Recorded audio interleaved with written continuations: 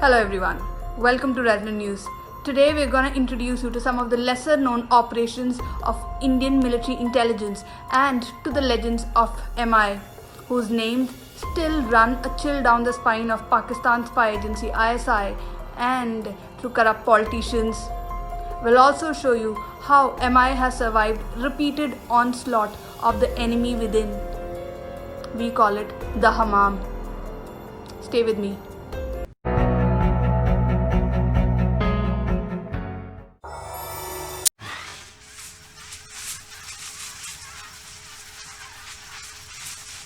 Often Pakistan's spy agency ISI is hyped as one of the best spy agencies in South Asia, which is not true.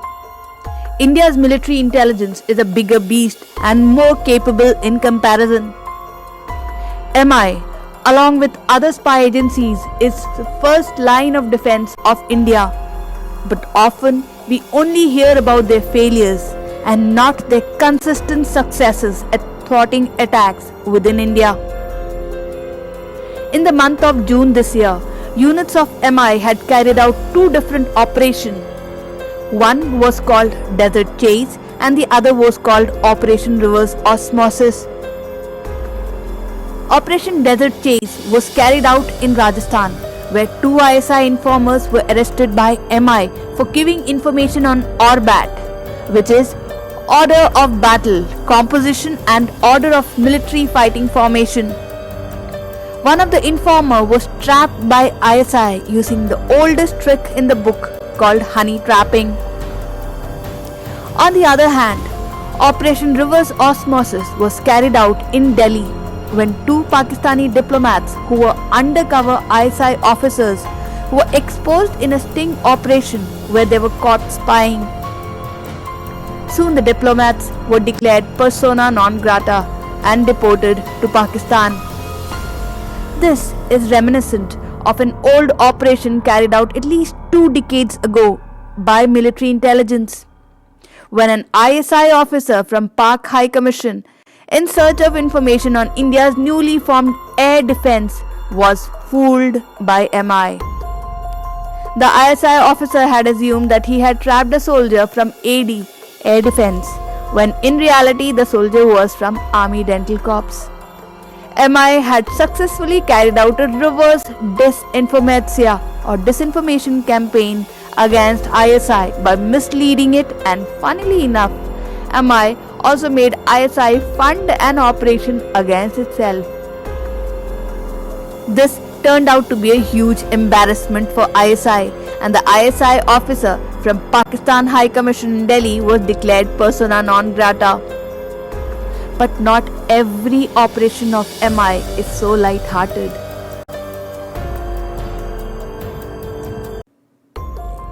Let us take you through one of the lesser-known operations of MI, Operation Baghpura. 2 decades ago, during the peak of Kashmir insurgency, 24 family members of a Kashmiri Pandit family were brutally butchered by terrorists. When MI went to the house where the incident happened, it saw all the men in the family were shot in their face, while women were brutally butchered. This was reminiscent of revenge crimes that occurred post-independence of India and Pakistan in 1947, when trains from Pakistan returned with butchered female body parts. That night, terrorists had not spared a 3-year-old child too. As if this was not cruel enough, they had spared the life of the elder lady of the family who witnessed terrorists butchering her family members. These terrorists were trained by ISI to carry out a demographic change in Kashmir. The strategy was to push Kashmiri Pandits out of Kashmir by terrorizing them, and this was continuing since late 1980s. MI was tasked to avenge the brutal killings of the innocents. The perpetrator of the crime was a terrorist called Abu Maza, who had the reputation of being a headhunter in the valley. He was known to behead if he suspected people to be mukhbir or informers. This is why MI faced a lot of hurdle to gather information on him.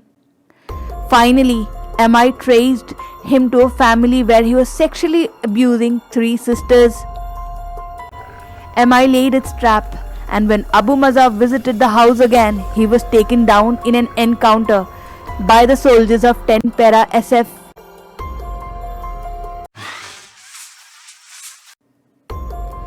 MI has played a huge role in helping Kashmir return to normalcy. On the other hand, ISI often cultivates terrorists who become killing machines sans any moral values. 26/11 attack in Mumbai in 2008 is an example. MI's true capabilities can be gauged by the incidents that took place in and around 26/11 attacks.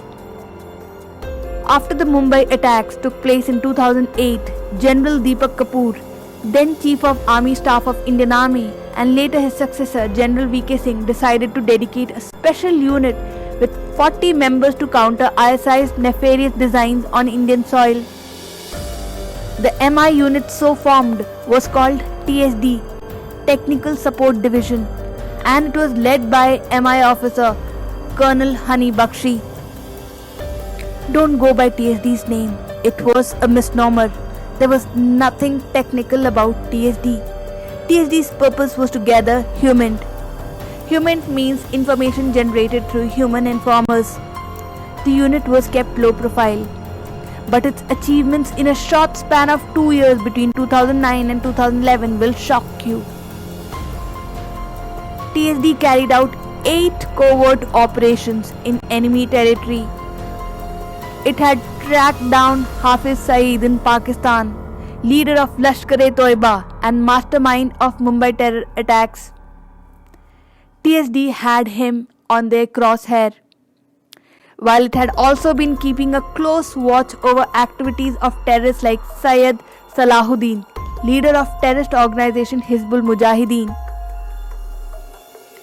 TSD had successfully carried out at least one attack on ISI's headquarters in Pakistan.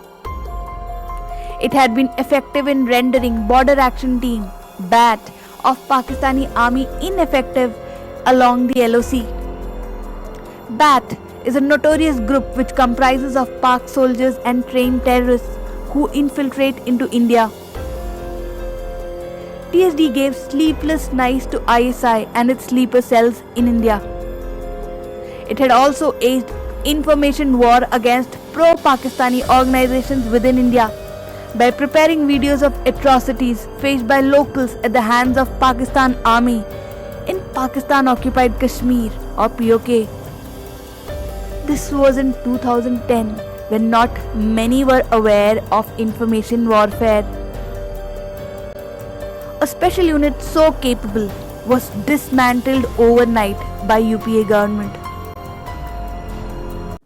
While one of TSD's soldier Havildar Shamdas was arrested in Kerala by the Congress state government in 2012 for a petty reason, other members of TSD were sent on punishment postings. TSD was accused of tapping phone of then Defence Minister A.K. Antony, which was not true, as TSD did not have any technical equipments. The unit was also accused of attempting to topple Omar Abdullah's government in Kashmir and of filing a appeal against General Bikram Singh for his involvement in a fake encounter case at Jangalat Mandi. But all the accusations were proven false. So why was TSD dismantled? To understand this, you must know that in 1993, after 13 blasts rocked Bombay, a special committee called the Vohra Committee prepared a report that said an organized crime syndicate, mafia, runs a parallel government, law unto themselves, and that it has dropped its roots in every corner of the country. Many within the intel organizations called it the Hammam.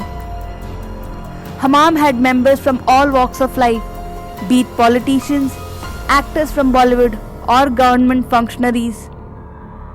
This Hammam was hand in glove with ISI in many India activities. It was Hammam that felt threatened by the fact that Indian army had produced a beast which was adept at carrying out covert ops anywhere in the world without leaving a trace. And then Hammam began stifling Indian army, and with it Colonel Hani Bakshi and his team of TSD. After TSD was disbanded in 2012 by General Bikram Singh, there was a surge in violent attacks across India. One such terror attack took place on January 8, 2013, when during a raid, Bat team of Pakistan mutilated an Indian soldier, Nayak Hemaraj's body. Nayak Hemaraj was beheaded. Ostensibly, a video of beheading was also released in which terrorists were shown parading with the head of Indian soldier. This was Pakistan's way of taking revenge against Indian army. But Indian government run by UPA did nothing to counter it. The list of attacks which took place include September 2013 Samba attack, March 2013 attack on CRPF camp in Bamina, and 9 more such terrorist attacks. At the same time, while TSD was around, there were just 4 attacks between 2010 and 2012. This shows why some wanted TSD to be disbanded. Yet, the CAG, Shashikant Sharma, Defence Secretary under Manmohan Singh, government had refused to provide finances to the MI unit. In case you're wondering who is Shashikant Sharma, then he was the one who initiated Augusta Westland dealings. Rings a bell? This deal had later transmogrified into a rupees 3,600 crore scam which ended with the arrest of ex-IAF chief SP Tyagi's arrest. Everyone knew that the political masters behind this case were not arrested. Ex-US General VK Singh had also hinted that TK Nair, a civil servant who had served as an advisor to ex-PM Manmohan Singh, was neck deep in corruption in the Tatra truck scam.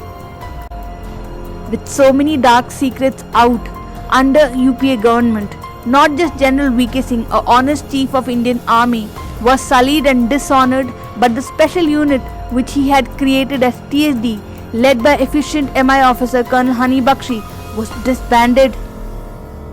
General VK Singh was also accused of carrying out a coup against the then government, a false news which is circulated by a popular journalist.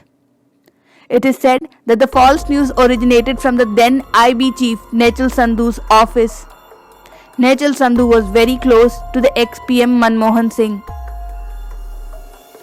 As a repercussion of standing up against the Hammam, General VK Singh had to controversially retire before his actual term ended, and Colonel Hani Bakshi had to face court of inquiry which continued for years as his family members were also subjected to monitoring. But it doesn't end here. Something more sinister was attempted. ISI wanted to eliminate Colonel Hani Bakshi for the attacks ISI faced on Pakistani soil. On 28 December 2014, there was a low-intensity blast which took place outside Coconut Grove restaurant in Bangalore, where Colonel Hani Bakshi was a regular visitor. One lady was reported dead after the blast, which is interestingly not claimed by any terrorist organization. Attacks on intelligence officers is not new. The MI officer involved in Operation Bakpura came under 18 such attacks, out of which 4 were deadly. But he says, I managed to escape them. I was lucky. But alas, Colonel Purohit was not as fortunate. Colonel Purohit was originally from Maratha Light Infantry Regiment, who had later moved to MI. He was successful in infiltrating into Simi a banned organization of radical youth and terrorist organizations like Indian Mujahideen. He had discovered a shocking nexus that existed between politicians, terrorists, and ISI. He had discovered the following. Dawood Ibrahim was in India in 2005 and he was protected by a powerful politician in Maharashtra. Dawood helped establish a alliance between ISI-backed terrorists and Naxals in India. The black money for anti-national activities was supplied from Pakistan to Kashmir and ultimately delivered in Delhi in the car of a Kashmiri politician. The terrorists were also using the red beacon cars of a Kashmiri politician. According to reports, he had prevented 7 terrorist attacks in 2 years. He was aware that a fake Hindu terror attack was going to be staged and he had informed this to his seniors just a few days before his arrest.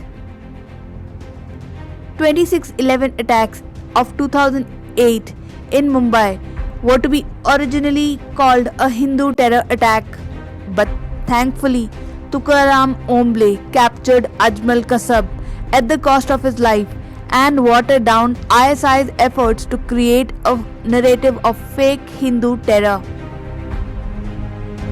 Lieutenant Colonel Purohit was arrested officially on 6th November and the Mumbai attacks took place on 26th November of 2008.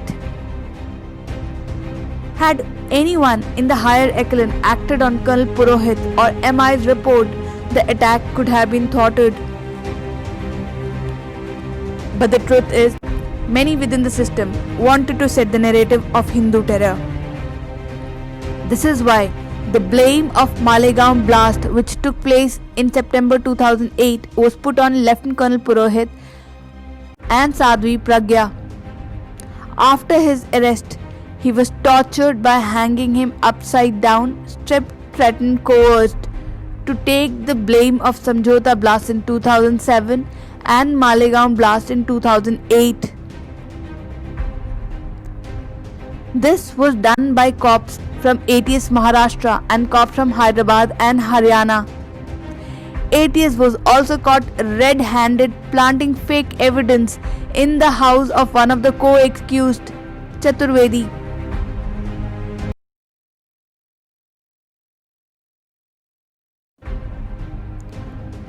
After Colonel Purohit's arrest, ISI and Hammam went ahead with the narrative of Hindu terror attack. Accordingly, Congress leader Digvijay Singh along with Mahesh Bhatt were seen launching books on Hindu terror. Later, US intel agencies revealed that Mahesh Bhatt's son helped David Coleman Headley in reconnoitering Mumbai city before the 26/11 attacks. If you look at it, whatever Colonel Purohit had discovered back in 2008 has now come true. Number 1. Maharashtra's politician Sharad Pawar's link with Dawood has now been exposed by ex-RAW officer N.K. Sood. Saeed Gilani, a Kashmiri politician, and his relatives have been found to have been facilitating ISI to keep Kashmir burning using fake currency. And to whittle the influence of fake currency, Modi government had to demonetize fake currencies in 2016. This was a huge blow to terrorist organizations.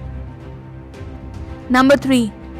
Parambir Singh, Mumbai police cop, who was involved in brutally torturing Colonel Purohit, has now been involved in watching up the case of actor Sushant Singh's murder too.